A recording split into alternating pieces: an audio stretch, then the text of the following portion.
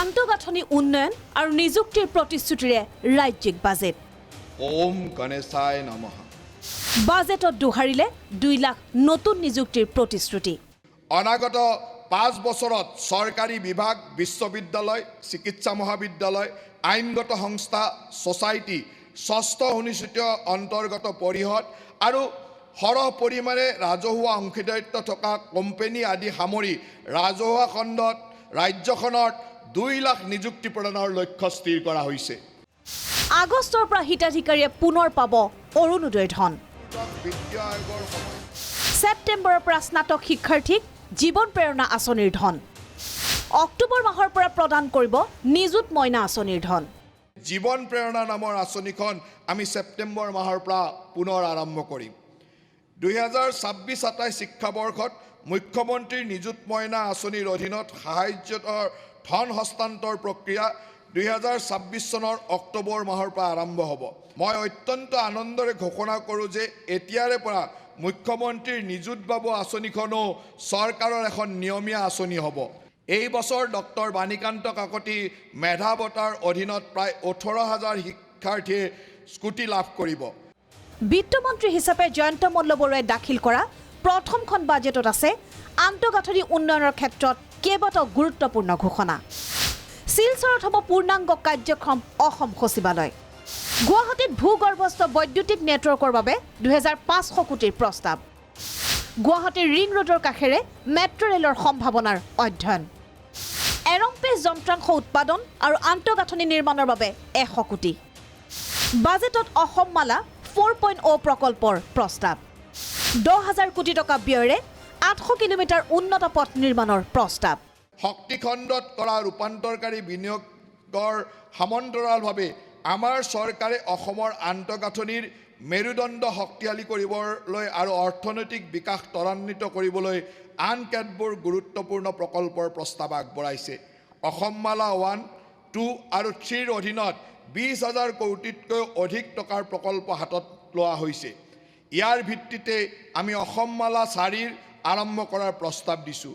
এই নতুন পৰ্যায়টোত ৰাজ্যৰ নিজা সম্পদ, বহিঃসাহায্যপ্ৰাপ্ত প্ৰকল্প, ৰাজহুৱা ব্যক্তিগত অংশীদাৰিত্ব, গ্ৰাম্য আন্তঃগাঁথনিক উন্নয়ন পুঁজি আৰু নাবাৰ্ডৰ আন্তঃগাঁথনিৰ উন্নয়ন সাহায্য আঁচনিৰ জৰিয়তে অহা 5 বছৰত আনুমানিক 10,000 কোটি টকা ব্যয়েৰে আন 800 কিলোমিটাৰ উন্নতমানৰ পথ আন্তঃগাঁথনি নিৰ্মাণ কৰা হ'ব। স্বাস্থ্য বিভাগৰ বাবে কেইবাটাও গুৰুত্বপূৰ্ণ প্ৰস্তাৱ বাজেটত। ৰাজ্যত 4খন নতুন মেডিকেল কলেজৰ প্ৰস্তাৱ। গোৱালপাৰা, হাইলাকান্দি, হুজাই, বজালিত মেডিকেল কলেজ।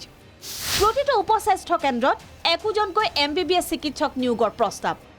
550 কোটি টকা ব্যয়েৰে স্থাপন হ'ব প্ৰটন থেৰাপি কেন্দ্ৰ। চৰকাৰৰ কাৰ্যকালতে প্ৰতিটো উপকেন্দ্ৰত অন্তত এগৰাকীকৈ MBBS চিকিৎসকৰ দ্বাৰা শক্তিশালী কৰা হ'ব আৰু তেওঁলোকক প্ৰয়োজনীয় সংখ্যক ANM, GNM সহায় কৰিব। মই আপোনালোকক জনাবলৈ পাই নথৈ আনন্দিত হৈছোঁ যে সমগ্ৰ দেশৰ ভিতৰত এনেধৰণৰ এইটোৱেই হ'ব প্ৰথম পদক্ষেপ য'ত উপস্বাস্থ্য কেন্দ্ৰত MBBS ডক্টৰ থকাৰ কথা আমাৰ চৰকাৰে ঘোষণা কৰিছে।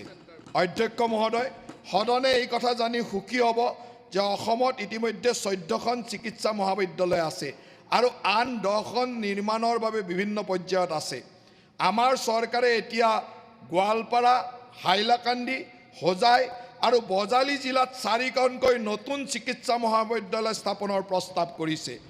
বাজেটত কৰা ঘোষণা অনুসৰি বহু বিভাগত লিপ্ত হোৱা লোকে নাপাব কল্যাণমূলক আঁচনিৰ সুবিধা। বহু বিভাগত লিপ্ত হোৱা কৰ্মচাৰীক চাকৰিৰ পৰা কৰা হ'ব বৰখাস্ত। যিকোনো অপৰাধত দোষী সাব্যস্ত লোকে নাপাব চৰকাৰী আঁচনিৰ সুবিধা। মহিলা সবলীকৰণৰ আৰু লিংগ সমতা সুদৃঢ় কৰাৰ অৰ্থে বহু বিবাহত লিপ্ত হোৱা কোনো পুৰুষে কোনো চৰকাৰী কল্যাণমূলকী আঁচনিৰ অধীনত সুবিধা লাভৰ বাবে যোগ্য বিবেচিত নহ'ব। ইয়াৰ উপৰি মহিলা সবলীকৰণ, লিংগ বৈষম্য দূৰ কৰা আৰু এক সুস্থ পাৰিবাৰিক পৰিৱেশ গঢ়াৰ দৃঢ় সংকল্পৰ সৈতে সংগতি ৰাখি আমাৰ চৰকাৰে অসম সেৱা অনুশাসন আৰু আবেদন নিয়মাৱলী 2064 সংশোধন কৰাৰ এক প্ৰস্তাৱ কৰিছে।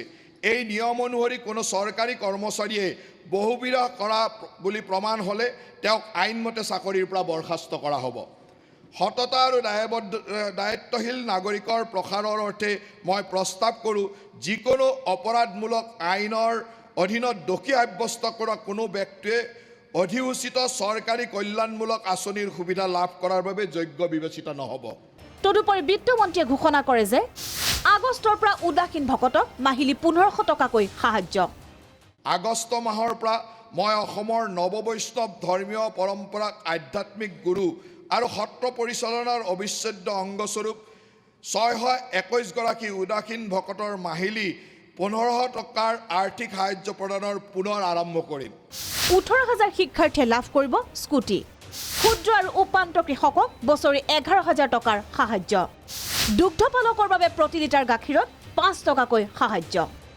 চাহ বাগিচাৰ গৰ্ভৱতী মহিলালৈ 15,000 টকাৰ সাহায্য। 2025-26 বৰ্ষৰ ন্যূনতম সমৰ্থন মূল্যৰ উপৰিও অতিৰিক্ত ৰাজ্যিক প্ৰেৰণামূলক ৰাজসাহায্যৰ জৰিয়তে কৃষকসকলৰ পৰা 8 লাখ মেট্ৰিক টনতকৈ অধিক ধান ক্ৰয় কৰা হৈছিল। আমি ধান আৰু মাকৈৰ ক্ষেত্ৰত প্ৰতি কুইণ্টলত 200 টকা আৰু সৰিয়হৰ ক্ষেত্ৰত প্ৰতি কুইণ্টলত 300 টকাকৈ অতিৰিক্ত ৰাজসাহায্য অব্যাহত ৰাখিম।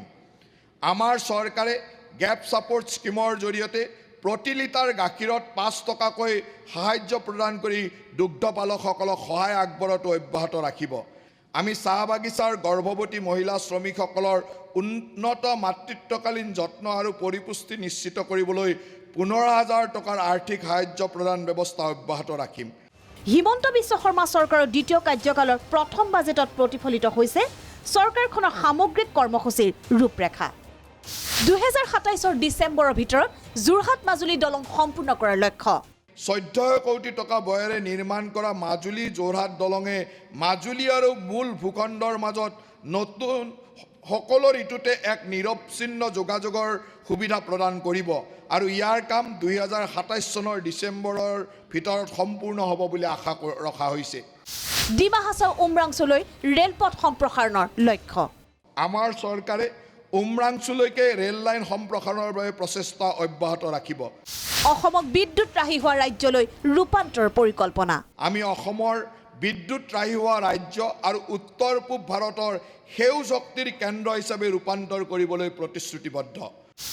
বৰঝাৰ বিমানবন্দৰৰ চৌপাশে গঢ়ি তোলা হ'ব এৰ'ট্ৰপলিছ। উপগ্ৰহীয় চহৰ প্ৰকল্পৰ ভূমি অধিগ্ৰহণৰ বাবে 2100 কোটি টকা ধাৰ্য।